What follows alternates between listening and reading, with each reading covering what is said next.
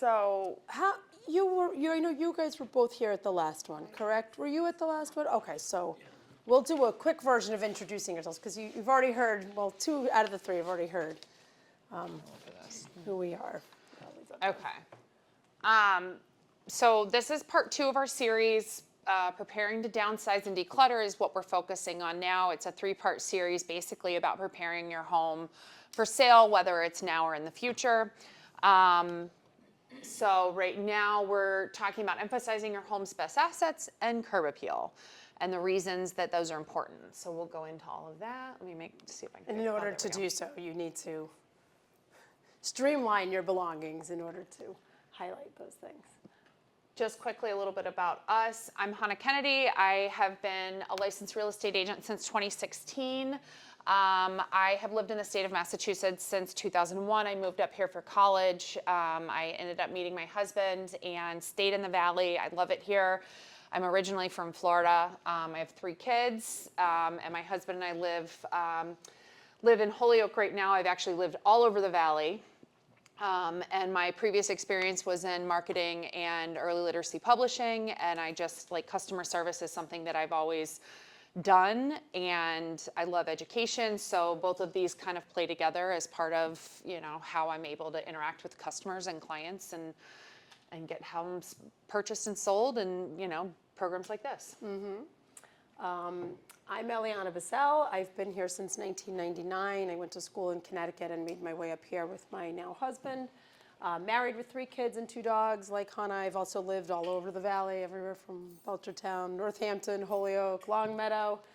So 3 kids, 2 dogs. I've been a realtor for 10 years. I was a teacher prior to that, and I became a realtor once I had my 3rd child because the cost of daycare was not really worth my salary at that point, and I figured with real estate I could be a little bit more flexible, do it as much as I'd like to, and now, at this point I'm well into full-time real estate. So I am an experienced investor, flipper, and landlord. My first house was a multifamily, so I've been basically doing real estate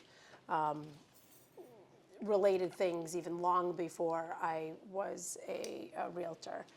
Again, I love to help people. Same as, we do this because we enjoy helping people. It's fun, and it's a lot of work to buy and sell a home. It's a lot more work than people would think, and that's why we're doing presentations like this, so we could help people with even just the preparatory stages. We're not just showing you houses, and we're not just selling your house. There's so much involved, and we love what we do. So all steps of it. So this is just a quick recap for those of you who weren't here last month. We talked about renovations and repairs and basically the importance of that and like what it brings to the property. We talked about like the boosting of the resale value, how the individual timeline and motivation is going to be what's going to help determine your renovation and repair timeline, budget, what's going to be important, and cosmetic versus structural. And then today we're going to go further and talk about the presentation, starting with simplifying and showcasing your home's strengths. I'm curious to know, have you guys thought about any repairs that you could do or cosmetic updates since our last visit? I've never done anything. Yeah, but did it get you thinking about it? Absolutely. Yeah. Yeah. I have a lot of wonderful ideas. Yeah, so like, because we're not in your house, but hopefully it gives you an idea of what things maybe would be best to focus on. Oh, your before and after pictures. Yeah, Yeah. yeah, yeah, So, yeah. Good, hopefully it'll get you moving on, on some of it. Did you have a question? Is the bathroom still the 2 big things to do if you're going to do something? So that's more of our first presentation. Yeah, they definitely do. They bring an increase in value. But as we talked about in our first presentation, that was the last one, your timeline has a lot to do with it. You're not going to do a full renovation if you're planning on selling in 6 months because you won't get that money back. If you're going to live in the place a lot longer, and you may as well enjoy it, go a little bit further and spend the money on something that's worthwhile. But otherwise, do, a refresh. If you think you're only going to be there 2 years, do kind of a mid-range renovation, which we like to call a refresh. And a lot of the pictures that we were just referencing really show the crazy difference that it can make, like a small budget can make in a property. Paint goes a long way. Flooring, countertops, things like that. There are different Hi there. choices that you can make that can really make a huge difference. But yeah, so that's definitely the timeline and is a big part of that. So today our big focus is decluttering, streamlining, getting that next step in the process done. And we are not organizers. We're not. We are not estate people. We are not junk removal companies. But we do work with a lot of people who have had this need, and we have a lot of resources. And this is one of the things that has come up in our other presentations in terms of how do we get to the point of being able to sell if we can't do this first? So because so many people have had these questions, it's why we've focused on it. So we could certainly help guide you and direct you in the right towards the right resources. But we are not professional organizers. No, and depending on what your budget is, again, same thing with the repairs and improvement stuff. repairs, yeah. Depending on what your budget is, your timeline, depending on what your goals are, there are different people that can help you. There are people that can come in, just like when you move, there are people that can come in and pack your whole home, take it to the next place, unpack it, and put it back exactly how it was in the first home. But obviously that's a much higher budget. And then there are people that can do bits and pieces of that you can piecemeal together depending on what it is that exactly you're looking for. So there are different resources. And Eliana had been reaching out to some different people.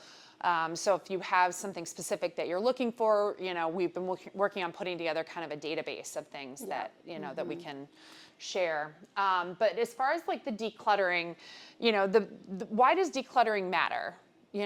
And one of the big reasons that it matters is because it creates a feeling of spaciousness. Everyone's walking into a home, and whether it's a 1,000 square foot ranch or a 2,000 square foot colonial, the feeling that they get when they walk in determines kind of how they're going to walk through the rest of the house. So that feeling of spaciousness is definitely helpful. And then removing the clutter makes a room appear larger and more open. It allows buyers to appreciate the home's full square footage and potential. And then it makes the spaces feel bigger. You're able to highlight key features, selling points, architectural details, things like that, things that might be covered otherwise with a lot of clutter in a room or a lot of detail. Clutter can be a loaded term, and I don't mean it in a derogatory or negative way at all. A lot of stuff. It could be amazing stuff, but if there's a lot of it, it can detract from your property. And that's really, what we're looking to highlight when you're looking to sell your home, is you're looking to highlight the walls, floors, what the buyer is going to be purchasing. And then the buyer, the fewer personal items that you have in a home helps the buyer visualize their stuff in the home, helps them see how am I gonna use this space? Is this gonna work for my family and that kind of thing? So it helps elicit some of that emotional response to the buying process, which we're actually gonna talk about a little bit more emotions in the decluttering process, because that could be very, very challenging as well. And then the big thing for you guys, or for the people that are going to be moving, is that if you've decluttered, it makes the moving process so much easier. We were just talking about how I moved 12 years ago, 13 years ago, and I moved boxes of stuff that I apparently didn't need. So. And you'll be doing that again the next time because If I you're had- still in your basement. If I had gotten rid of them the first time, I wouldn't have moved them, and they wouldn't be taking up space in my basement still, and in my brain, because that's the other place that clutter lives. It's like is a in our mental brain. weight Yeah. So the more that you can do to streamline your stuff, to clear out your space, the easier it's going to be for you when you're going to pack, when you're moving to your next space. You can actually, not only can you move around in your current space and it'll make it take less time and just be, easier to move everything, you'll have a better idea of what you have going into the next space and how that stuff is going to fit and function in the next space, which is all going to help you when you're looking for your next space, whether it's moving in with family or a smaller, single family home, or going into assisted living, or wherever your next goal is. Knowing what you have and how that is going to fit is going to help determine the space that you need. And then just it improves marketing. We go into houses every day, and if you are one of the people, there are tons of people, even when they're not shopping for houses, that click on Zillow all the time, just because they love house shopping. And so they click on Zillow, and you'll see houses all the time that people are like, really? They let someone in to take pictures? Looking like this. Yeah, so it's... And the buyers they're going like this, they're scrolling so fast. So their impression is happening so quickly. And it could go south really fast if they're looking at your stuff and not looking at your house. Yeah. And then the other thing, just quickly about removing the clutter, is that it kind of ties back into the first part where we talked about the repairs, is that sometimes clutter can be hiding something that you might not have even known about. Absolutely. In basements in particular, and attics. And Yeah. it gives you a chance to address that before it comes up in a home inspection, or before it comes up like as you're getting ready to put the property on the market and it becomes a larger issue. It's easier to take care of things beforehand than have to take care of it as you're in the process. Yeah. So just uncovering, any kind of hidden damage or something that's hiding there. So I figure out how to make this click. So we touched on this a little bit already. First impressions count. Buyers form opinions so quickly. We're all using professional photographers these days, and the photography and all of the staging that we do is there to highlight your house's best features, but we can't do that without being able to see it. And you might get a couple of rooms that are already in good shape, but the buyers want to see everything. They want to walk through all areas of the house. They're going to be opening up your closets and seeing how much space is in the closet. And so even with that regard, it's not just your boxes that are in the basement. It's how packed are your linen closets. Do we have linens that are old that we could probably just get rid of? And that's sometimes the simple places to start. A basement seems overwhelming, but a linen closet is probably a lot easier. I actually just did that in my house recently. I need to do that. I just did that. I couldn't believe I had some linens that were I'm like, why do they here? I keep them as extras, but how long could they be extras if I haven't used them? So, and we'll talk about where we can bring this stuff, donation, there's animal shelters that could use it. There's so many places to go. But yes, clutter distracts from the features. If you have great closet space, that's something you want your buyers to see. If it's packed with stuff, they're not even going to realize how much space it is.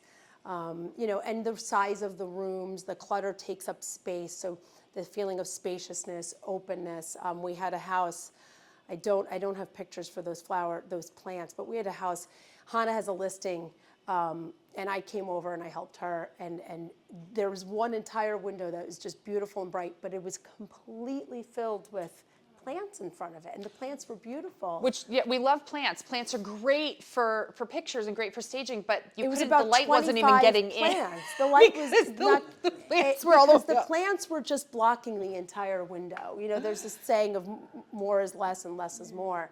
So curb appeal sets the tone before stepping inside. So one of the things I didn't actually add any photos of, I would have liked to, but I didn't find any that I had liked, was outside clutter is huge. So people often forget about that. I'm completely guilty of it. I will say at my outside backyard space, I'm on a corner, there really is no backyard. My son puts project stuff there, and he's doing all sorts of things that he likes to do, and I just want it hidden. It is going to be something that will make a big difference, because when people are going on Zillow, if they like the inside, the next thing they do is they do a drive-by. They drive by your house. You don't even know they're there, and they're looking to see. So these are all the areas of the houses that we need to make sure are streamlined and visually appealing. The clutter makes a big difference there. They say that you have 8 to 10 seconds to catch a buyer's attention, Yeah. whether it's online or in person. The 8 to 10 seconds as to whether or not they Yeah. are going to be interested. And the clutter gives the impression that the homeowner hasn't necessarily been upkeeping things. That's part of the problem. Not only does it distract from the good features, but it sends almost like it puts a negative perception when there's too much stuff, unless it's really beautiful stuff and placed perfectly and all clean. But who can clean all of that stuff? You can't. So it does leave an impression that the house hasn't been well kept. So I made a note and I said, if the first impression is positive, buyers are more likely to forgive minor flaws. At the same time, a negative first impression can make it difficult to overcome. Buyers can be nitpicky even at the home's positive attributes. Yeah. So, and we say the same thing about appraisers. So part of our job as listing agents is to meet with appraisers and to make sure that, we want to talk to them about the comps and things like that, to try and justify the value that the home is selling for, but also to make sure that the property is in the condition that's going to be acceptable by the bank. And, sometimes there's little things that we don't notice or that can't be, that just there isn't time to deal with or remedy. But I always tell people, they're not going to worry about that tiny little bit of chipped paint up there if you've got the handrail and your windows aren't, no cracked windows and no big things that are jumping out at them. But if you've got big things that are jumping out, they're going to scrutinize the property a lot more closely, and they're going to be looking for the minor things because they're like, well, these big things weren't even, And that's where the impression that the house is not well kept comes in, because if the appraiser is going through and they're seeing kind of a big mess of things, they too, the appraisers, they run comps. It's supposed to be very exact, but it's really not at the end of the day. It's a pricing opinion. It is a pricing opinion, and it's based on some criteria that they have to follow, but it's not an exact mathematical equation that just pops a number out to them in their appraisal program. They are going in and they are forming their own opinion of condition as well. So they're impressionable just like anyone else, and that's when it matters most, because at the end of the day, you want your house to appraise at the price that you agreed upon with your buyer.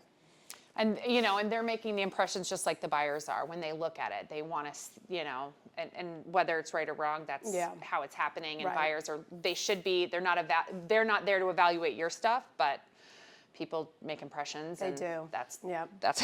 how it works. So we Yeah. try to help overcome that by helping. Get ahead of it. Yes. Yeah. And then just the curb appeal, the exterior of the home is the first thing that the buyer is going to see, whether it's in photos or from the street. And that really helps establish their initial impression of the home. And I've had buyers that, they're like, oh, I don't love the photos of the inside of the house, but the outside is amazing. And we just have to go in, because sometimes the photos don't do a house justice. Mm-hmm. But if if they're caught one way or the other, whether it's the photos online or whether it's driving by the house and they want to see more, that's always a good thing. That's what we're trying to do. We want to drag them in. Yeah, exactly. So I mentioned this a little bit in one of the previous slides, but thinking ahead to your next home when you're looking at downsizing or you're looking at decluttering, you want to think about what is going to be in your space, how much space are you going to have. You want to make sure that it's going to be more manageable, and you want to make sure that you're keeping things that you know that you'll love and use. There's a lot of books and things like that. I don't know how many of you are familiar with Marie Kondo. She has a bunch of books and she has a TV show, and she talks a lot about what sparks joy. And, it's kind of hokey, but she's talking about you hold each item and you see, does it spark joy? If you do, then you keep it. And if it doesn't spark joy, then you let it go and you gift it back into the world, whether, it goes in one of those bins. But, so that's a method. The 1 year rule, I've had people like, they talk about like in their closets, they turn all their hangers backwards every year. And then if at the end of the year, if the hanger's still backwards, it means they didn't wear it that year. And then they're like, meh, I guess I didn't need it. You know, so if you're not using something in a year, are you really needing it? Or you know, is it worth keeping? And then how do you respect sentimental items? And we have a little bit more on that. And Eliana actually even brought a show and tell. Did. And just making space for what matters most to you and what's going to matter most in your next stage of life. There's a lot of people that see this as a time to have a do-over. Does that make sense? Because these items that you've had, if you've been in your house for 20, 30 years, I mean, I'm 48. Am I 48? I'm 48. And I lose track. And I still have, things that 48 doesn't sound that long, but I have things that I've had for 30 something years. I have things like my little treasure chest from when I was a kid. Why do I keep holding on to this thing? But when I go to move the next time, I have to do it over because a lot of that stuff brings me so much stress that it's taking up so much space and mental energy. And I don't know, so think ahead to your next home. I don't know the size of my next home yet. So if you put in the time and the mental energy to get rid of it now, downsize it now, it's going to be so much easier so that you can fit into your next home, you know. And one of the tips that we found just in our research that talks about one of the strategies for, you know, downsizing and a good way to do it is instead of doing room by room, doing category by category. Yeah. You know, we were just talking about this morning, mugs. And I don't know if you want to tell them about the mugs. I'll share that. I feel like it goes with the pictures later. But Okay. yeah, or even books. I mean, I used to be a teacher, and this is a good example because it's been my daughter turned 12 2 weeks ago, and I stopped teaching right before I had her. So I still had my entire classroom library, okay? Because you can't throw out books. You don't throw out books. And I said, and I had 3 kids. Maybe they'll read the books. So I saved them for a number of years. And of course, they only read a fraction of the books. I'd like them to read more than they do. But in the end, I'm trying to reclaim the basement space as my kids' teen hangout. And I couldn't do this really without getting rid of some stuff. And here I have this house, and I'm not even utilizing the basement for what it's worth.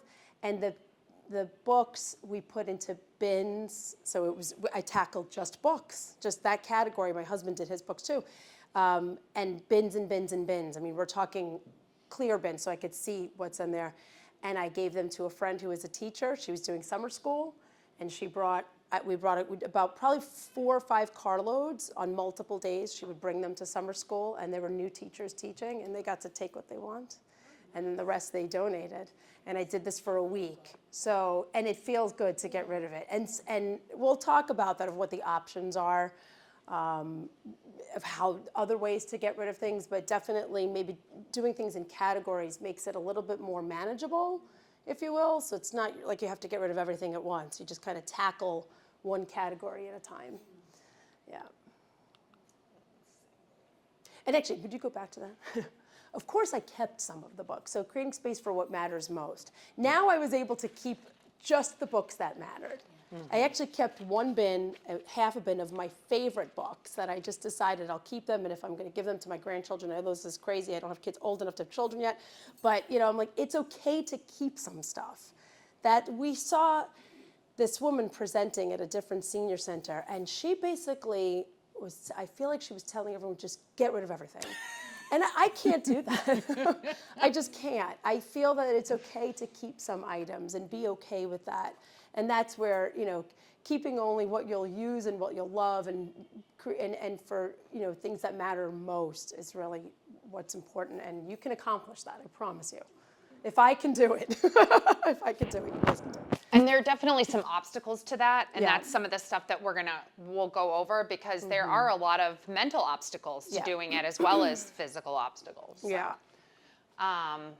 do you want to start? Yeah, so this is where a lot of the obstacles are, okay? So prepare yourself to be emotional through this process. And I've experienced every one of these, okay? You might feel guilty. wasteful, cold-hearted, angry, but eventually you will feel free, I promise you. The guilt part comes with, from the time I was a teenager, or young, I don't know, middle school, I had a turtle collection. And every time anyone went anywhere, anytime I went anywhere, I bought a little turtle. If I went to Italy on a school trip, I bought a turtle. If I went to Florida, I bought a turtle. Well, lo and behold, I have 24 turtles now, right? And so the guilt is, do I get rid of that? Every time somebody went somewhere, they came back with a turtle for me. These are gifts that came from love. And it depends on, again, your space, your love for it still. You could take pictures of it. You might feel guilt getting rid of some of your collections. If you have 50 collections of things, there's no way you love all of them equally. So it's about making it manageable, okay? I happen to only have the one, so I don't have to worry about it. I actually still have it in a box. I got rid of some of the ugliest ones and I kept them in a box this big. I just kept it because I felt too guilty getting rid of it, but it's only one collection. Wasteful, you're gonna feel like with the books, you don't wanna throw them out. There's places that people will take things and can use them, and it's not going in the landfill. So there's definitely resources for that. Cold-hearted, you have a family heirloom, or a lot of them, maybe more than just one thing. Items that I have a piano in my house that my mother, before she passed away, said, don't get rid of my piano, and the piano's still sitting there, and quite frankly, I'm angry over it. That brings me straight to the anger. I'm annoyed that this is taking up the space it's not tuned. No one knows how to play it. I have no idea why, and it's big. I have no idea why I have this. My husband keeps saying, no, we can't get rid of it. I'm like, come on, just get rid of it. You're gonna go through a lot of emotions, and I think this is where not doing what that woman was saying. You don't have to get rid of everything, but anywhere you begin to just start streamlining and downsizing and making it more manageable is you're going to feel more free, and you will also become more comfortable with getting rid of things. And I started doing, after my family member who had passed away, aunt and uncle, I went through a lot of stuff, but it was overwhelming. I got rid of a lot of stuff, and then I said, I'm going to do this once a year. And if I had a question mark, I'm going to keep it. But in a year from now, if I still haven't used it, haven't decided to display it somewhere, then I'm getting closer and closer to getting rid of it. And eventually you'll feel free because you will have made progress. And it does feel good. So Some of the guilt things that I have felt, I've been not necessarily a collector of specific items. I'm a collector of hobbies. yes. I like to knit and crochet and quilt. She's a collector of all supplies for many hobbies. Yes. And ask me if I have time to do any of those hobbies? Yeah. No. The answer is no. So they just all are sitting in my basement in a room that I created, have been in the process for 3 years now of creating for myself to be my craft room, and currently it's just my kids' Lego depository. Yeah. Which I also have the intention of sorting out and getting all together for them, and that hasn't happened yet either. Yeah. So there's a lot of stuff, and you feel guilty about wasting money. Like, I bought all these things with the intention of doing it. So now if I get rid of it, I've wasted the money. Like Eliana mentioned, discarding gifts. And then letting go of heirlooms. But, the money's already spent. It's not coming back. And, if you are really, if you have a passion for that part of it, there are ways that you can recoup some of the cost depending on what it is and if it has any kind of value. We have a slide on that.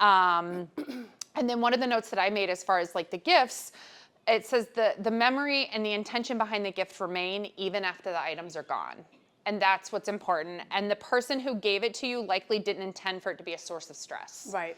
They wanted to give you something because they were thinking of you. Maybe when they were traveling, they thought, oh my God, Eliana loves turtles. Look at this cute little turtle. I'm gonna bring her this turtle. And the fact that they thought of you while they were traveling is really actually the gift, And when you're a child, it's always nice to get a little trinket, but you can carry the memory of, this special thing that the person, but you don't have to have the little thing for always. Forever, no. And then, I loved the idea that you're sharing it with people, the Right. books with the other teachers and new teachers especially who don't have the resources. And I'm sure they were so excited. I'm sure it was like Christmas for And them. I can't believe it took me 12 years. Now, admittedly, some of those years my kids were younger and they could read them. So it's really more like 6 years. I can't believe it took me 6 years because I put in so much time and energy to get this classroom library together. How could I just get rid of it? But I felt so good to hear that there were these new teachers that they have no money. They have to build their classroom library. They get some books, but not very many in Springfield. And these were great books that they were able to get, and it was going to such good use that it felt so good. It was such a better feeling. I could care less about the money because I had said, oh, well, I'll put them together in packs of 20 books that are all in maybe the same author and sell it for $25 on Marketplace. I never did it. It never happened. Yeah. And then it just continues to take up space in your house And in mental your brain. space. It's the mental space Yes. too. Yeah. And the time and effort it takes to even do that. For me, it's become Yes. not even worth it. It's like not worth- trying yeah. to. I would just rather get rid of it and give it Right. away and have someone else Right. enjoy it. Right.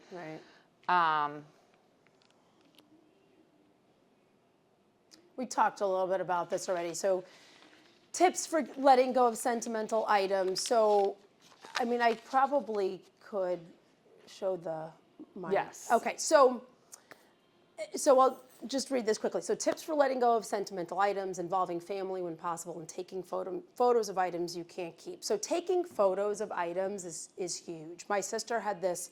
My mother passed away, my grandmother passed away, so who ended up, my sister has a tiny little 400 square foot apartment in Brooklyn, so who ended up storing everything is me. Okay, and my sister had this amazing Raggedy Ann doll that was a gift from and it was her favorite doll, and it's child size. It could stand up to about here. And I didn't want this thing in my basement collecting dust just in a plastic bag. And I finally said to her, after a few years, I said, why don't I take a picture of it? And she was okay with it. Like, it took a few years, but she would take a picture of it and then we can get rid of it. Because it's just, you want to be able to remember it, but you don't really need that physical doll that is falling apart and probably getting bugs in it, unless I seal it in a Ziploc, quite frankly. So in that sense, that's bringing more stress and the space it's taking up. So she was very happy with that. Involving family, maybe some of your family would like to take some items to help reduce a little bit of it for you. I know I'm working backwards, but I'm going to get to the pillow.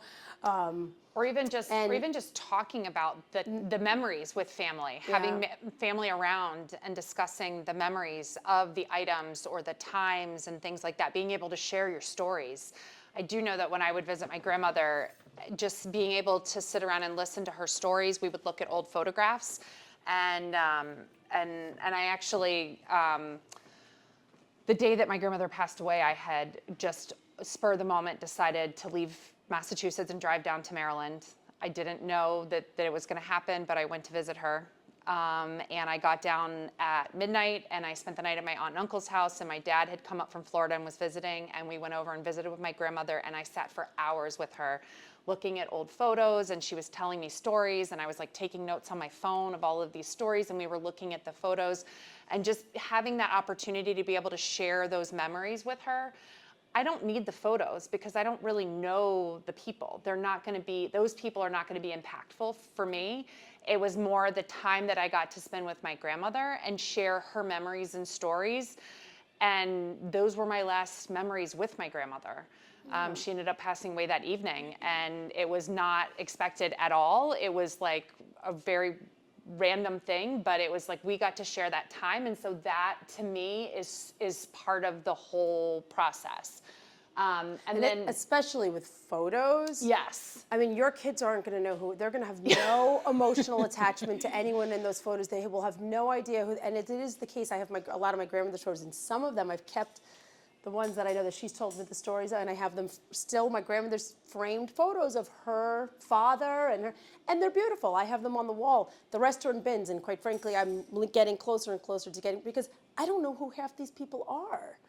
And I feel guilt getting rid of it, but I don't even know their names. And so if I could pick a few, I remember the stories. It's the stories that I remember from talking with my grandmother of the photos that I have up on the wall. Those are the ones that really have the most meaning. And the rest are going to be great decorations for somebody else who can, people collect photos, old photos. Oh yes, people. I and don't need them. Do art projects with them Yeah. and hang and like just. There are people that have galleries of old, like that is their decor. They have galleries of old photos hanging on walls, and they're not even people they know, but they Yeah, love that they aesthetic. love that. And what I did, I ended up putting up, I recently painted in December, and I hadn't put up pictures yet, but I said I'm going to create a gallery wall of black and white pictures and drawings that I had, and right by my entryway. And I picked those photos that were already in my grandmother's frames, so they were already, I didn't want to take them out even because they're so delicate, quite frankly. They're so old. And I put them on the wall because that is the thing. You have to be able to enjoy them and get some continuous joy in some way from it. When it's in a box, you can't do that. So Sorry, go ahead. I was just going to say, the reason why I kind of worked backwards is tips for letting go of some sentimental items. Hold that 1 second. I want Yeah. that to be the. Yeah. So the woman that was in here before we started, the one that was talking about the fundraising for the senior center, she was asking us about photos. Yes. She said she has 8 or 10 huge tubs of Yeah. photos. And she's like, what do we do with those? Yeah. And obviously no one's enjoying them in those boxes. In the boxes, yeah. And they're just taking up space. They're taking up mental energy, the guilt of And for her, having them in the they were boxes. vacation photos, so they knew who the people were because it was her own family Yes. vacation photos. So we were talking about there are companies that will digitize them for you if you don't know how or don't have the time or patience to do them. And then whether or not you have them digitized, it's easier to share them. You can share them with family, whether it's extended family or immediate family. You can also put them in like Snapfish or Shutterfly books. And create photo books. Then Yeah. they're so much easier. They're not delicate. They're not fragile. You're not worried about like the one photo that you have of grandma being destroyed because everybody's touching it. It's now digitized in a book, and if the book gets destroyed, you just go online and have them print a new one. Print a new one. And then you've got coffee table books that you can look at and enjoy those photos and enjoy those memories because you're not enjoying the memories in the boxes. They're just taking up space. And I say these things, but I have boxes of photos in my basement. And, But to give you some kudos, I've been to Hannah's house many times. She's been to my house many, many times. We both tackle these things a little, like her collections of hobby materials. You have gone through them. She has gone through them. She has organized them. She has put them into bins. And you did get rid of some stuff that you knew you weren't going to use, or they were now in bad shape. You got rid of all the yarn that wasn't in good shape. Yeah. Right? So a little bit at a time, you can make it happen. I mean, that's what we're saying. We are guilty of the same thing, but if you do tackle it just with purpose, a little bit at a time, you can get somewhere with it. And I know that before digital photos came out, you would have a camera, a roll of film, and you would take a whole bunch of pictures and you get them developed. You would have no idea what they looked like. A lot of them were like blurry or whatever, but then you have the whole thing, and I just put the whole thing in a box. Yep. And so now you have like these photos that aren't even important, and they're just taking up space in a box. And I know when I did a lot of trips as a child, I took a lot of scenery pictures. Yeah. Now I have like probably a giant Rubbermaid tub of scenery pictures of who knows where, who knows when, but they're just scenery or people I didn't know. Yeah. There's like random people that I met once at a conference and when I was 16 and I don't remember their names or who they are, but I met them and it was important at 16 to take pictures of them and now they're sitting in my basement forever. Right. Like those are things that we don't need to hold on to. Right. So, but this is a really great way to. So tips for letting go of some sentimental items. When my grandmother and my mother passed away, I ended up with a lot of the stuff that my sister insisted we keep. Some of it I said I will keep, and so it all lives in my house, in my basement. And one of the things that I did, my grandmother, I grew up in New York City. That's where the Zabar's bags come from. I don't know if you know Zabar's. You know Zabar's? Yeah. I used to shop at Zabar's all the time, right on the Upper West Side in Manhattan. And my grandmother, she worked until she was probably 88. She walked to work every day from 87th Street to 65th Street, and she always dressed beautifully. And I don't mean beautifully like fancy, but she just always, everything she put on was just, she was so put together. You never saw my grandmother in sweatpants or a t-shirt. That just didn't happen, right? She just always looked very nice, good, nice quality clothing. And also because she worked for so long. And when we were going through her closets and physically having to throw her clothing out, that's very emotional, because I always thought of my grandmother as somebody who looked wonderful. And I decided, after I had already thrown out a ton of stuff, it's New York City, it can't be that much stuff because it's a small little apartment, but nonetheless, it felt like it was a lot of stuff. And I decided to keep some of her clothing. And what was I going to do with this? I said, well, one day I'm going to make something. I think my grandmother died, I don't even remember. Before Risa was born, right? No. I think it's been maybe 8 years. Okay. But recently, as I'm trying to reclaim my basement space for my kids that are now teens, and I'm trying to utilize more of my storage space in the basement that is filled to the gills. I say it's like a watermelon container, a strawberry container trying to fit a watermelon into it, okay? I have little storage space because it's a finished basement. And what do I come across? The bag of clothes. I'm like, I can't believe I said I was going to do this.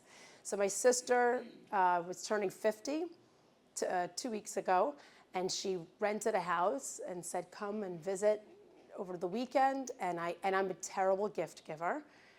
I would rather just hand you a gift card. And I said, wait a minute, because I knew I had just seen that bag of clothing that was out of sight, out of mind for so long. I wonder if I can find somebody. I have 5 days to make something with this clothing. And I did. I went on Facebook. I went on the Longwood Open forums. Anyone out there, one of those people that makes memory pillows from remnants of clothing? And so I found some, I don't know how, it was like the stars just aligned. So I brought the pillow to show you, because I feel so free and accomplished from doing this. And now you can enjoy, instead of it being fabric in the basement, those memories live in the clothing. And so, and I could look at each item and say, that was a shirt and a dress that she wore together. It was a shirt and skirt. These were her linen pants. She always wore linen pants. This was a beautiful skirt. And it just brings so much joy. And I made one for me, one for my sister. I still have leftover fabric that I'm going to do something with, and if I don't, I'm going to throw it out because I have this. Like, this feels so much better than that bag that's been shoved in a basement for so many years. And then my kids would come across it later on when I died. I'd be like, what's this bag of clothing? They would have no idea why it's there. So this is, doing, tips for letting go. Do something with a purpose and make it be meaningful. Well, and just like with the photos, when they're in a book or in a format that you can enjoy and you can share those memories with family, that pillow now is something that you can enjoy, you can look at, you can have fond memories of your grandmother when you look at it, and you can share those memories with your kids. Right. So it's something that they will now remember as her, not the random bag of clothes that they would come across in the basement, or the bag of clothes in the basement that when you think about, you're like, oh my God, it's so stressful, I have to do something about that. And now it's something you get to enjoy, and the memory is pleasant. So like taking those things and trying to, whether it's a pillow or, people do memory quilts or photo books or just, the stories, writing down the stories. My grandmother wrote all the time her stories down. And, it's like just documenting that stuff, I think, is so much more important than the actual physical stuff. Sometimes the stuff feels very important, but letting go of it can also be freeing. We're on the wrong slide. Freeing was the last slide. Yes, that's it. Definitely feeling free. So this is way out of our normal realm. Yeah, but we're realtors, but we experience this not only with clients but with our own stuff. So we totally get it. We completely empathize. And a lot of things that people like oftentimes, will joke that we're part psychologists or therapists because people don't understand or don't realize how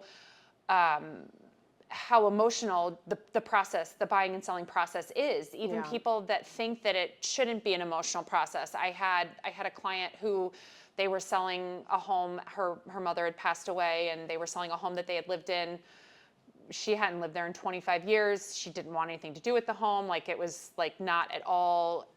But as we were going through the process, she was realizing there was a lot more emotion, that was coming up that she was not expecting.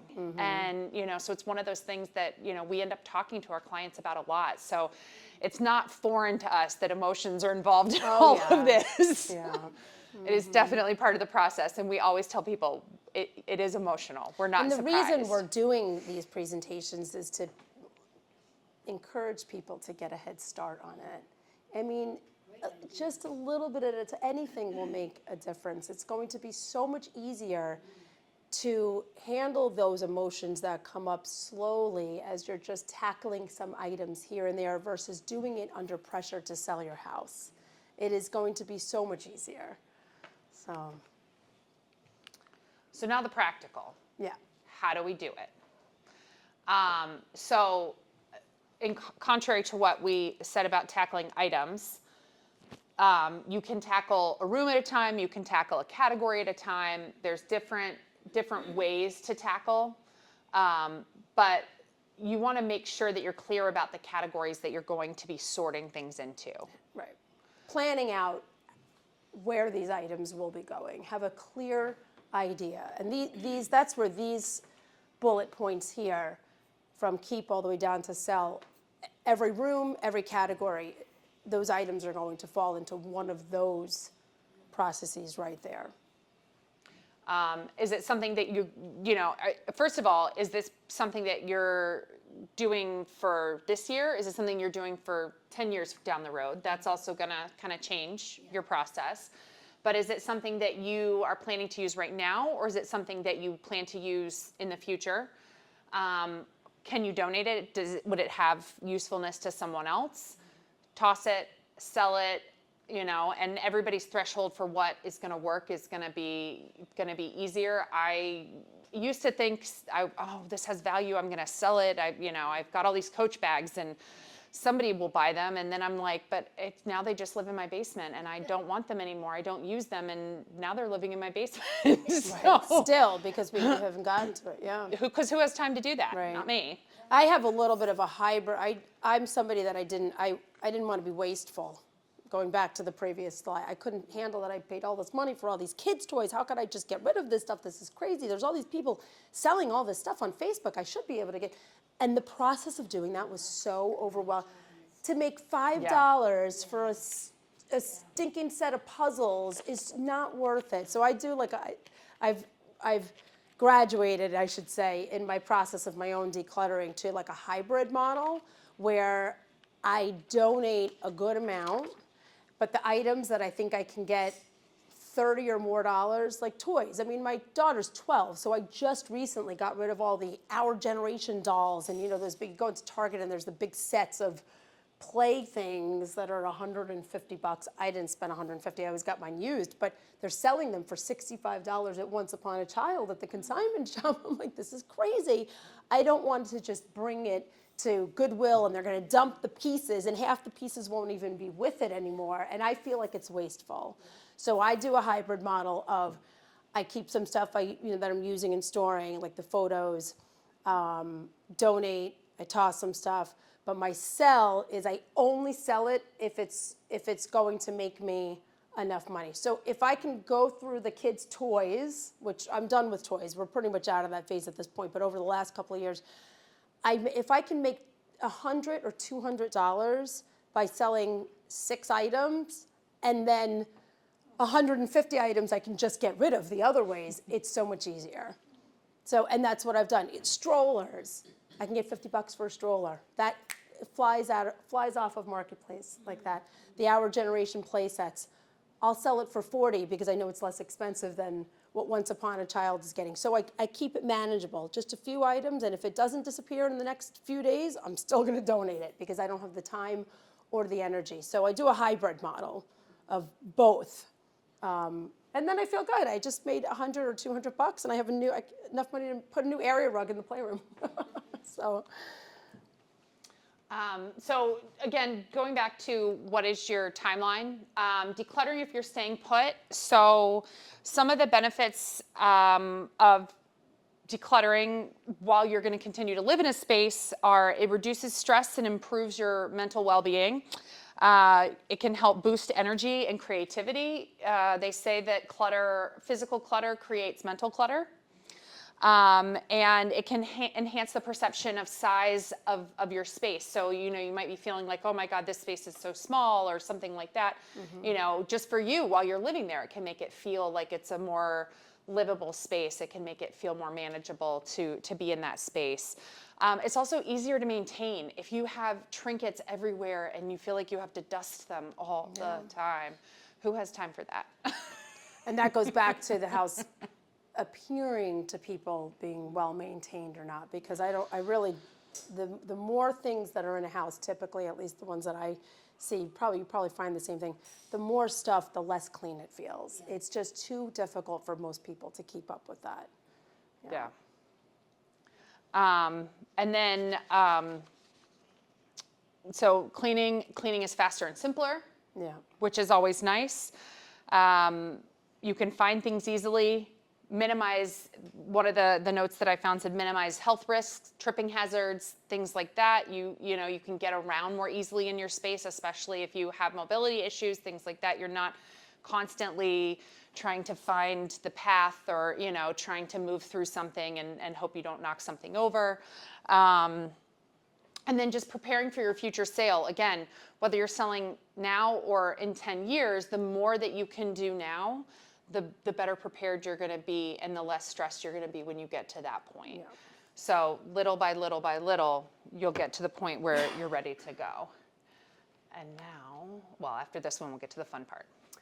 So really, at the end of the day, if you have the motivation to do this, you then need to stop and say, what is most important to me? Is my time important? Is the money it's going to cost me the potential amount of money that's going to cost me to get rid of this stuff?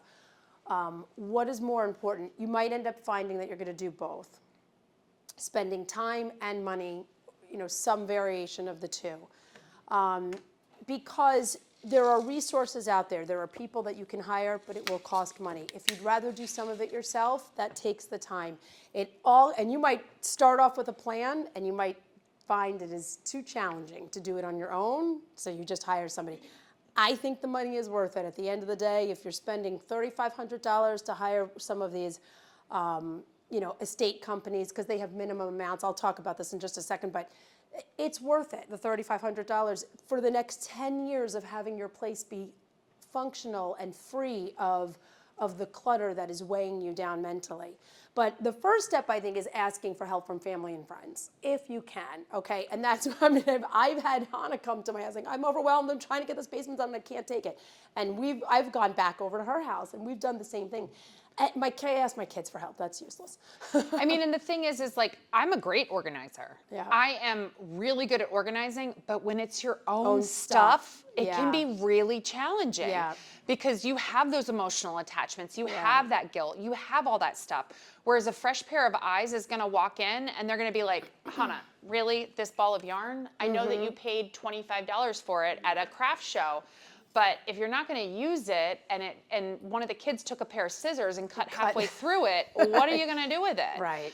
But I paid $25 and look how pretty the color is. And it's like, and it's so soft. and so like reason can walk in the door with your friends and family and help you very clearly, sort things out a little bit easier, which can be helpful. At a time, we've helped each other just a little bit here and there. I have another friend, Jasmine, who's come over and said, sure, I'll come over on Saturday and I'm available in the afternoon. Are you going to get through your whole house? No, but anywhere you can begin is helpful, and this is usually free. So in terms of time and money, it's the only thing. It's dinner. It costs you more time than money. You can, if you have the money and you're willing to, once you take an assessment of what you have, take stock of the categories that you really feel you need to address, or the rooms if you choose to do rooms. You might decide that hiring some people are going to be very, very helpful for you. So junk removal companies, I find that I had somebody who was moving. They went through all of their stuff. They were retired. They had a lot of time on their hands, so they tackled it. It took a long time. But in the end, they were able to sort through those different categories of keep, toss, donate. And when they came to the junk removal and the donate part, they hired the company. I say junk removal, but it's some of that is donate. They will bring those boxes for you they come with their truck and they will bring them to, I mean, I have a guy, right? It's not necessarily these big companies that you're just bringing a dumpster and chucking things into dumpsters. Sometimes they come with trucks that they will bring things to the dump for you, but they will also bring stuff to Goodwill because it's too much for you to do yourself. Well, in some Hard Springs will actually do pickups. Come and pick up. There's so many Yeah. options, yeah. So, and then estate companies and organizers. Organizers, if you want to keep some of your stuff, how can you organize this stuff so that it fits better and you can sort through what you don't need and what you are going to keep, and they really can help you with that. Estate companies will actually sell your stuff on Facebook. So when you see the sell part, they will do everything. They will run online auctions, and they will do an estate sale of your stuff that is in your house and have people come in, and they will also post everything online for you. Yes, it costs money. They take the money directly from the proceeds of that sale. They have a minimum amount. They look at your stuff and they say, I think we could probably get $7,000 for this. My minimum is whatever it is, I think it was 5% of the value of all of the stuff, right? Yeah, I don't remember, but a minimum, yeah. And I think there was one woman I spoke with who had, I think it was a $3,500 minimum. And she keeps the $3,500. Anything else that they make goes back to you. So, and they're taking the work out of it. You still do have to decide what stuff is going to be sold, but at least you're halfway there, and then somebody else takes it to the finish line. All different levels of people that you can hire. People think the estate sale companies are just for once you die. Yeah, They're not at all. People do them while they're alive. People do them, if they're moving. People do them at all different points when they've accumulated too much stuff. Yeah. Or they're moving into a smaller space and they know, I mean, they're selling this big house because they can't keep up with it. Okay, well, you're moving into a smaller house. It's not all going to fit. That's as simple as that. You can't keep all of that furniture. You're going to have to pick and choose which items, especially the ones that you're storing in the basement, like the piano.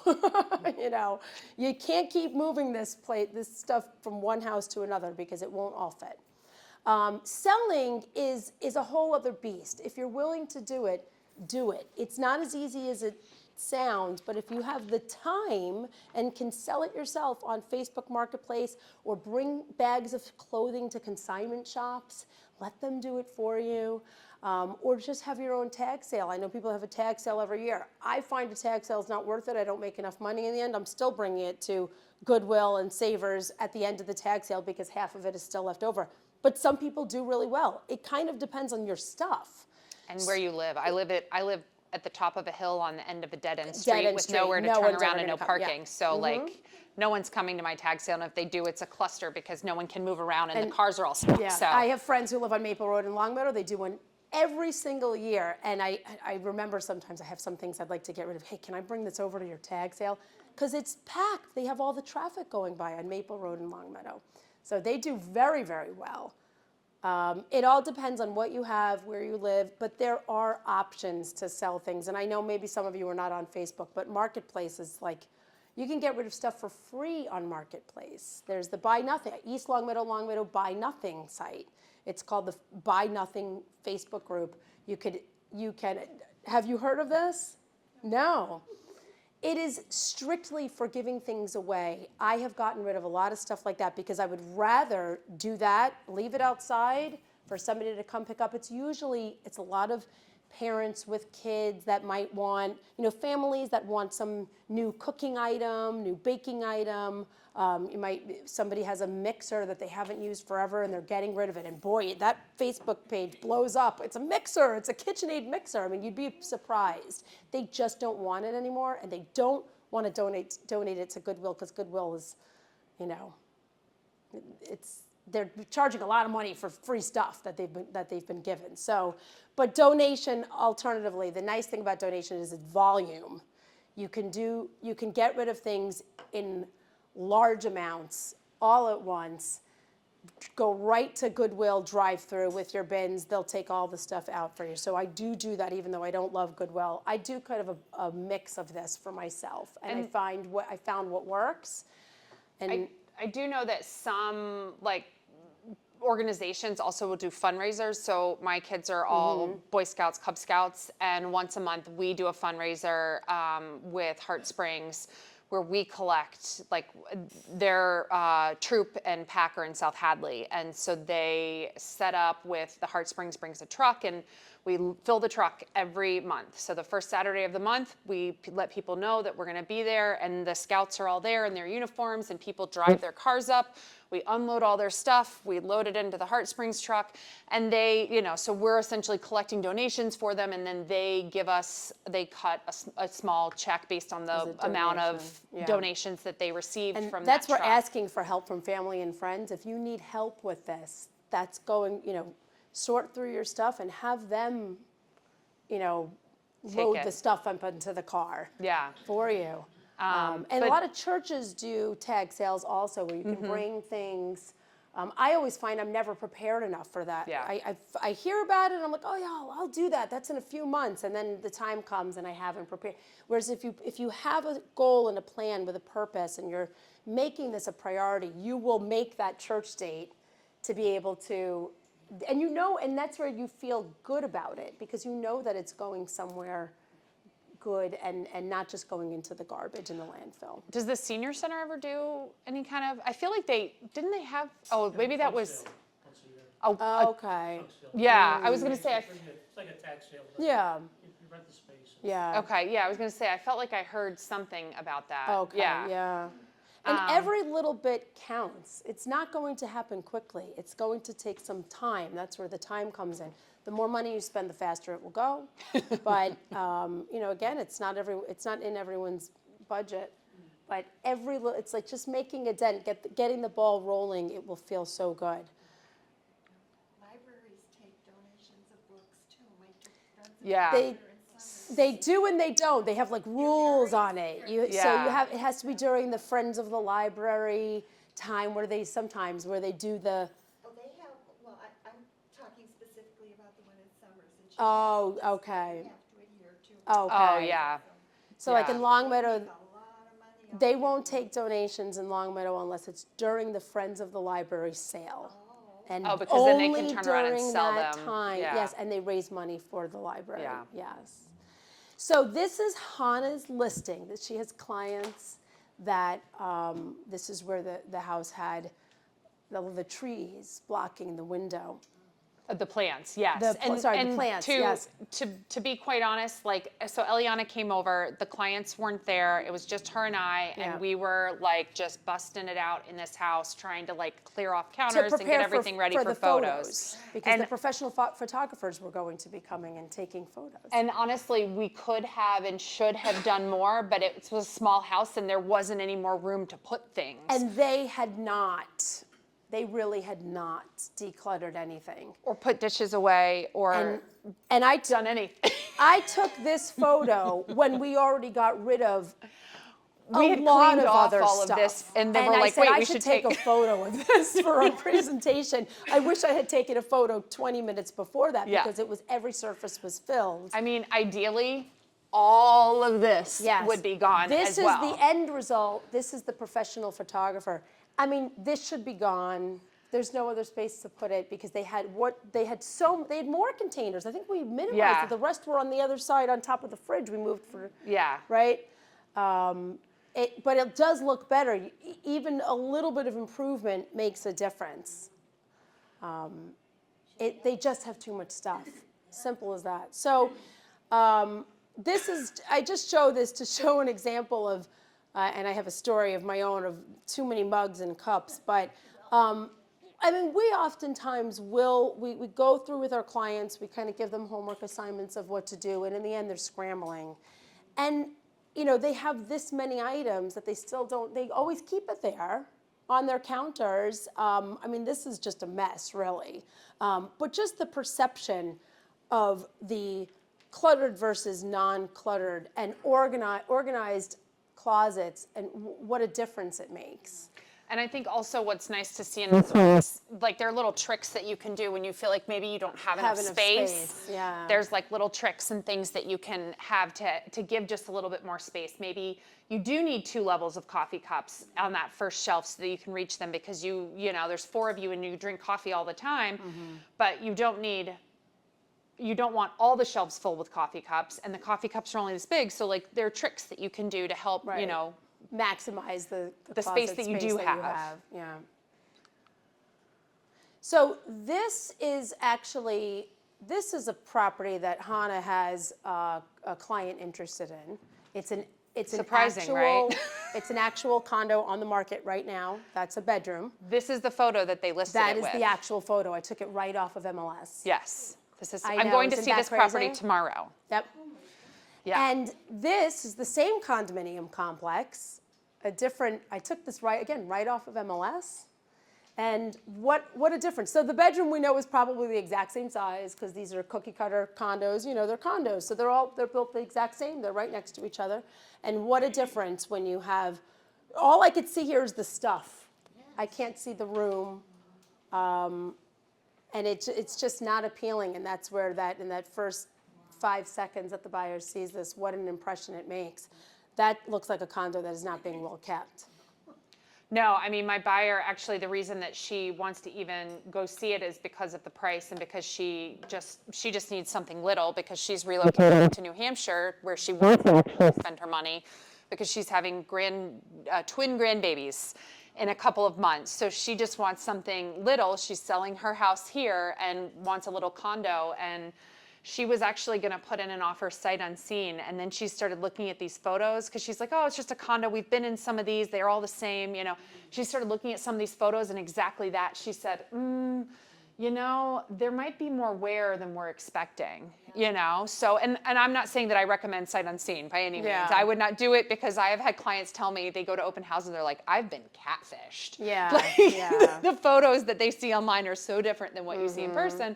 But she felt confident. If she saw this, she probably would have done the sight unseen. Correct. Yes, Yeah. because she was feeling very desperate. She didn't want to lose out on this one by like waiting to put in an offer. But then when she started to really look at it and think about it and look at the condition that everything was kept, she's like, maybe it's going to be a lot more work than I'm thinking because of the condition in which they're keeping it in. So, you know, it really does matter, and you know. There Yeah. could be stuff hiding under there. We don't know. There could be. The floors could be terrible. They might have to be redone. That's an expense. Yeah. So home office, before and after, you want buyers to see the potential in your space. And this left room is basically a catch-all. It's the same room. I called it a home office because in the end, the after is a home office. It's not just a catch-all room. I don't know about you guys, but I have catch-all drawers. I've got catch-all corners of my basement. I have catch-all closets. And oftentimes we have a room, you know, I have 5 bedrooms. They're all being utilized in my house now, but I can just imagine. I mean, my dining room becomes my catch-all space. I was going to say, I actually desperately miss my catch-all room now that I Yeah. have kids that are in all of the rooms. But when we only have one kid. We had a catch-all room and it was delightful because you just Right. threw it all in You the just room threw and it in shut there the and door. shut the door, yeah. And now I don't have a catch-all room, Right, so I've got a kitchen right. table and like, where does the laundry go that Yeah. no one's folded and put away yet? And so once you're able to go through this stuff, because you can't sell it that way, now you've given it a purpose and the buyers come and say, oh, this is such a cute little office. I could use this as a bedroom too. And you help the buyer to envision the space better than it is in this photo here. And I was going to say, this might be an example of you tackling versus a category. You might tackle a room, just a room, because that room needs so much attention. So again, as you go through your own space to see what needs to be done, your plan might look different than somebody else's. It all depends on what you have going on in your house. I also think that, you know, this is a really great example of, you know, something that you can put some time into and feel accomplished because you will when it's see done. the improvement so easily. In You this. know, yeah. it's great to go through books and you can get rid of so much stuff, but then you just have a couple of empty bookshelves and in the end, it's going to be great and it's going to help moving be a lot easier because Yeah. books are heavy. But this, you're going to walk in and you're going to be like, oh, look what I did today. This progress. feels good. One you of know? the things that I found that has helped me is clear bins. No boxes, no cardboard boxes, because you don't see what's in there later on. So clear bins, which Target sells them for like $7, and they're big sizes, and you can see everything, and then labeling. And so Hannah is very crafty. She has a label maker. I'm not that crafty. I use painter's tape. Painter's tape and a Sharpie works And, just and I as just well. rip it right off and I put it on there, sports stuff, because I saved all of my kids' soccer cleats because I had 3 kids and I wasn't going to be buying new. I don't care that Yeah. you're a boy and you're a girl, you're wearing, these are the soccer cleats you are wearing because they fit your feet. So I saved I have a whole bin of that stuff. Now I can get rid of it because they've outgrown all of those. But it's very, very helpful when you're trying to tackle a room with that much space. I just want to give you a heads up. We only have Okay. 20 minutes. All right, we're almost done. We're almost done. Yeah. Linen Again, closet. just organizing a closet, just making it look neater, going through, getting rid of what you don't need. This is probably easier because there's not going to be very much emotional attachment, but it's a great place to start. Unless you're my mother. Well, She loves her sheets. yeah. I mean, and the other thing is like, you know, if you have 2 beds, how many extra sets of sheets do you have? Right. And this gives the perception that there's not enough space in Storage this house space. for linens. Yep. You know, I know that my house does not have enough space for linens. It's incredibly disappointing. So that's one of the things that, you know, when I walk through a house, I'm very cognizant of, Yeah. because as someone who lives in a house with a very tiny little linen closet. And again, this example here, it's just shoes, and just the disorganized to the organized gives the buyer the impression that the whole house is well taken care of. Look how organized they are. And it may not even be the case, but it's all about perception. So the basement is a big one. That's at least in my world and in a lot of houses I go into, I find that the basement, you know, this is not going to be easy to get rid of on the left side here if you have to sell in the next 2 months, 3 months. So this is where it's, I would say, priority. If you have a room like this or like the office in the previous pictures, you have to tackle it because it's going to be very draining. And you can't sell it like that. So this gives a much better perception to the buyer. It clears open the space, nothing hidden, no hidden defects. It allows people to see how they can utilize the space. The window is even blocked. Yep. The Yep. window is blocked by this other cupboard thing that they're not even effectively using because there's And you stuff could all over see the that's floor. the washer and dryer right Yeah. there. It's the same washer and dryer. It's just, it's so disorganized. And how much more pleasant is it going to be to do laundry right Yeah. there than Right. there? I know, you might Like, as well enjoy your space. You're going to trip and fall trying to get to do your laundry, or you're going to have someone come and take your laundry out, which is another expense that you're now paying. Right, right. I knew someone one day, I knew someone years and years ago who they just bought new clothes. Yes. Their laundry room was Well, it's so like- overwhelming Yeah. that they couldn't even handle going and dealing with it, that they would just buy new clothes. Yeah, Like it, that I just, yeah. it's It's Yeah. crazy, yeah. like tackle it little bits at a time. You Yeah. can get there. More basement.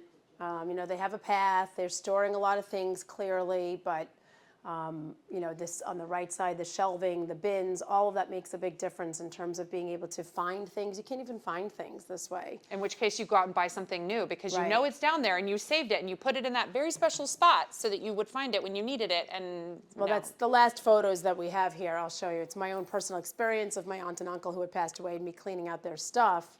Not this one. This is just another basement picture. Okay, This is here. theirs.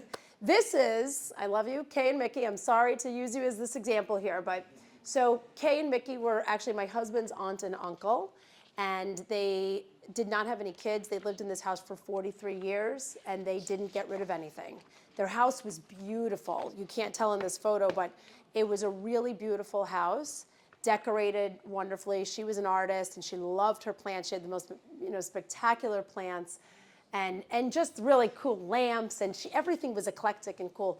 My mother-in-law, who's in one of these other pictures I'll show you in just a minute, says, and this was Kay's sister, my mother-in-law is Kay's sister, Aunt Kay, who passed away. she says, this is like a hoarder's house that you could walk through. You didn't know they had that much stuff because it was all in the closets and filled in the basement, okay? But to be burdened with getting rid of this stuff was unbelievable, especially because this was in New York. I don't live in New York. So we had to go weekend after weekend after weekend. So this here is just one load of stuff that we hired the neighbors next door, Josh and Evie, to bring the stuff to donation places because we physically couldn't do it, my mother-in-law and I ourselves. And they lived next door and they said, just leave it. We're going to make sure the house is, they had a key anyway to make sure the house, the pipes wouldn't be bursting. I mean, it was wintertime we were doing this, so they were going over constantly. We paid them whatever it was, I think $1,000 to make dump runs, just at their own leisure, because we were only there Saturday, Sunday, and we would leave. And they would use the week to go through the stuff, but we had to pack all this stuff up. And the house had become so overrun. Kay passed away first, and then Mickey passed away about 5 years later. He didn't clean in those 5 years. He had cats. The house had become overrun with mice, even though the house was beautiful, and nothing, we couldn't have an estate sale because it was terrible. It was COVID. We couldn't get people to come to the house because it was COVID. They had limitations on that. So it was really our burden, unfortunately. So this picture, now show the next picture. On the left side, that's another day. A whole new set of it. And we did this, see that's, because it's the same windows. Yeah. We just it would go and then we'd fill it again. And it would take weeks to fill it again. And we did that probably 12 times. And it took months and months and months. This is the basement. This was all stuff that was going into the garbage. So they had that corner cabinet, in the kitchen, there's the corner kitchen cabinet. You open it up and there's the 3 shelves, the bottom, the middle, and the top. And I counted, they had 150 mugs. 2 people. Two They never had people. kids. 2 people. That's all that ever lived there were 2 people. Makes me feel better. Right? Good. That's what we're I here know. for. They had the windbreaker jackets, like pastel color jackets that were in closets in the basement. They hadn't looked at them in decades. You know which ones with the elastic on the bottom, 1980s. I loved those when I was a kid, right? With the pink over here, maybe the teal going this way. And they had not just one of them, they had 10 of them. And everything was in multiples. And this was, I have to admit, I love Kay and Mickey, but I was angry at them for leaving this. And my mother-in-law, this was her own sister, she was angry. I mean, when we were done with this, we were finally like, thank goodness. But we couldn't believe, and this is what prompted me to go to my house and say, what can I get rid of? Because I could never. Didn't you tell me there were unopened Amazon boxes and There things? were, so she was great at gift giving, Kay, and she had a closet, and we opened up the closet, and there was gifts that she had bought for people she had never given them, just unopened gifts, like wrapped. Some of them were wrapped, and we were like, well, I mean, we were opening them because we didn't even know. And there were things from Amazon. It was pretty amazing. She just never got around to giving them away. And because they never touched certain closets in their house, they had mice in them. So there was evidence of mice that had gotten into when you don't touch space, the mice move in. And that was one of the reasons we really couldn't do an estate situation, because we felt everything had been peed on and pooped on by mice. So, and their main house, the kitchen was beautiful and renovated, but you went into that basement and it was a disaster. Or the bedrooms they didn't really use often. So they lived in Westchester, New York. It's very woodsy. But that's the problem with not tackling the things that you have regularly. So, yes. So, Yes, I gotta go see. Oh, we gotta help him. Oh, for French? Oh, lunch. Lunch, Oh, yeah. yeah, lunch is at noon. Do you guys have any questions? We did leave you with a feedback form. Oh, We were did hoping you- you could, I Oh, you handed passed them out. Yep. Oh, okay. Hoping you guys could fill those out. So informational. Thank Oh, you. good, Good. good. Do you guys have any questions? No, okay. I think you've covered so much material that Yeah, lot to work with. yeah, good. Very good. So, Well, hopefully it was helpful. Like I said, this is definitely outside of our norm of what Yeah. we cover, but we felt like it was important to, thank you, to, important information to share as part of the process of getting ready to transition, whatever that transition is going to be. So, Yeah. all right. Thank you for coming.